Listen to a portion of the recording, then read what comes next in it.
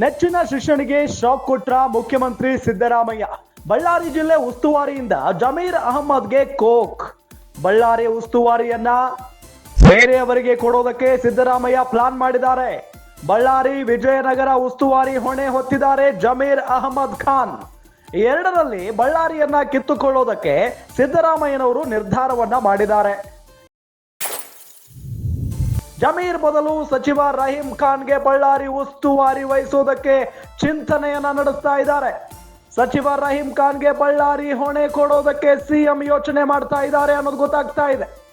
ಜನವರಿ 26ರ ಧ್ವಜಾರೋಹಣಕ್ಕೆ ರಹೀಂ ಖಾನ್ ಹೆಸರು ಫೈನಲ್. ಈ ಹಿಂದೆ ಬಳ್ಳಾರಿ ಉಸ್ತುವಾರಿ ಹೊತ್ತಿದ್ದ ಬಿ ನಾಗೇಂದ್ರ ಸಚಿವ ಸ್ಥಾನಕ್ಕೆ ರಾಜೀನಾಮೆ ನೀಡಿದ ನಂತರ ಜಮೀರ್ಗೆ ಜವಾಬ್ದಾರಿಯನ್ನ ನೀಡಲಾಗಿತ್ತು.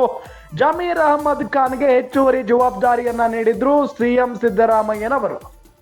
ಈಗ ಜಮೀರ್ರಿಂದಲೂ ಬಳ್ಳಾರಿ ಉಸ್ತುವಾರಿ ಹಿಂಪಡೆಯೋದಕ್ಕೆ ಪ್ಲಾನ್ ಮಾಡ್ಕೊಳ್ತಾ ಇದ್ದಾರೆ ಅನ್ನೋದು ಗೊತ್ತಾಗ್ತಾ ಇರುವಂತ ವಿಚಾರ.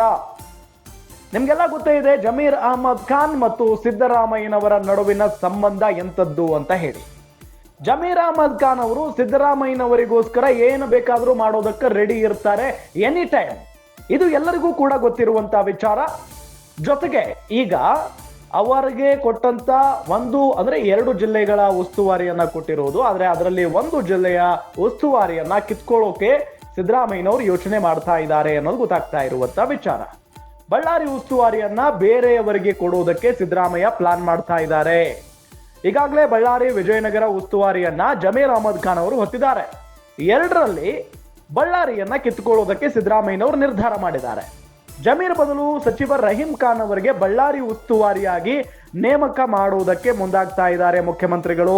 ಎರಡೂ ಜಮೀರ್ ಅಹಮದ್ ಅವರಿಗೆ ಬೇಡ, ಇನ್ನೊಬ್ಬರನ್ನ ಕೊಟ್ರೆ ಇನ್ನೊಬ್ರು ಕೂಡ ಸಮಾಧಾನವಾಗಿರ್ತಾರೆ. ನಿಮ್ಗೆಲ್ಲ ಗೊತ್ತೇ ಇದೆ, ಮೊದಲು ಬಳ್ಳಾರಿ ಉಸ್ತುವಾರಿ ಜವಾಬ್ದಾರಿಯನ್ನ ಹೊತ್ತಿದ್ದು ಬಿ ನಾಗೇಂದ್ರ ಅವರು. ಒಂದು ವಾಲ್ಮೀಕಿ ಹಗರಣ ವಿಚಾರಕ್ಕೆ ಸಂಬಂಧಪಟ್ಟಂತೆ ಅವರ ತಲೆದಂಡ ಆಗುತ್ತೆ.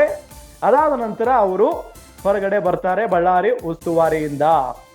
ಹಾಗಾಗಿ ಅವರಿಂದ ತೆರವಾದಂತ ಕ್ಷೇತ್ರ ಬಳ್ಳಾರಿ ಉಸ್ತುವಾರಿ ಏನಿರುತ್ತಲ್ಲ ಆ ಸ್ಥಾನಕ್ಕೆ ಜಮೀರ್ ಅಹಮದ್ ಅವ್ರು ನೀವೇ ನೋಡ್ಕೊಳ್ರಪ್ಪ ಅಂತ ಹೇಳಿ ಮುಖ್ಯಮಂತ್ರಿಗಳು ಹೇಳ್ಬಿಡ್ತಾರೆ ಜಮೀರ್ ಅಹಮದ್ ಖಾನ್ ಅವರಿಗೆ. ಹಾಗಾಗಿ ಅವರೇ ನೋಡ್ಕೊಳ್ತಾ ಇರ್ತಾರೆ. ಈಗ ಮತ್ತೊಬ್ಬರಿಗೆ ಅವಕಾಶವನ್ನ ಕೊಡೋಣ ಅಂತ ಹೇಳಿ ರಹೀಂ ಖಾನ್ ಅವರಿಗೆ ಕೊಡೋಣ ಅನ್ನೋ ನಿಟ್ಟಿನಲ್ಲಿ ಯೋಚನೆ ಮಾಡಿದ್ದಾರೆ ಅನ್ನೋದು ಗೊತ್ತಾಗ್ತಾ ಇರುವಂತಹ ವಿಚಾರ. ನೋಡೋಣ ಜಮೀರ್ ಅಹಮದ್ ಖಾನ್ ಅವರು ಇದಕ್ಕೆ ಯಾವ ರೀತಿಯಾಗಿ ಪ್ರತಿಕ್ರಿಯೆ ಕೊಡ್ತಾರೆ ಅಂತ ಹೇಳಿ. ನೋಡಿ, ಸಚಿವ ಸ್ಥಾನಕ್ಕೆ ರಾಜೀನಾಮೆ ನೀಡಿದ ನಂತರ, ಅಂದ್ರೆ ಬಳ್ಳಾರಿ ಉಸ್ತುವಾರಿ ಆಗಿದ್ದಂತ ಬಿ ನಾಗೇಂದ್ರ ರಾಜೀನಾಮೆ ಕೊಟ್ಟ ನಂತರ ಜಮೀರ್ಗೆ ಜವಾಬ್ದಾರಿಯನ್ನ ನೀಡಲಾಗಿತ್ತು. ಇನ್ನೇನೋ ಜನವರಿ 26ರ ಧ್ವಜಾರೋಹಣಕ್ಕೆ ರಹೀಂ ಖಾನ್ ಹೆಸರು ಫೈನಲ್ ಮಾಡಲಾಗುತ್ತೆ ಅನ್ನೋದು ಕೂಡ ಗೊತ್ತಾಗ್ತಾ ಇರುವಂತ ವಿಚಾರ. ಕಾದ್ ನೋಡೋಣ.